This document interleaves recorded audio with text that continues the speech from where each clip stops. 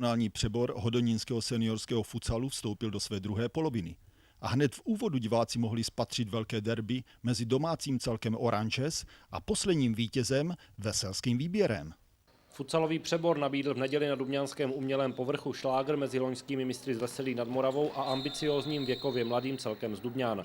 Domácí hráči po 6 výhrách, 1 remíze a jediné porážce nehodlali právě na svém hřišti uvolnit vedoucí příčku tabulky a začali velmi svižně. Na začátku duelu padly na obou stranách 2 slepené góly. Domácí měli sice převahu, hosté však stále více vystrkovali růžky a do poločasu získali z rychlých protiútoků dvoubrankový náskok, který se nakonec ukázal jako rozhodující.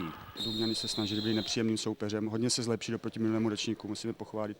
Mají tam nové kluky šikovné a myslím si, že to bude jeden z těžkých soupeřů potom ve vyřazováku. Po změně stran byl hlavní překážkou pro domácí mužstvo brankář Hudeček. Suverénní byl i při pokutových kopech, když mu několikrát pomohly tyčky. Spoluhráčům dodal potřebný klid a tak nakonec porazili Dubňany krutým rozdílem 7-3. Bohužel dneska ten zápas se nám nevydařil z jednoho důvodu, a to asi proto, že Veselí si počkalo zkušeně, je to zkušenější manča proti nám.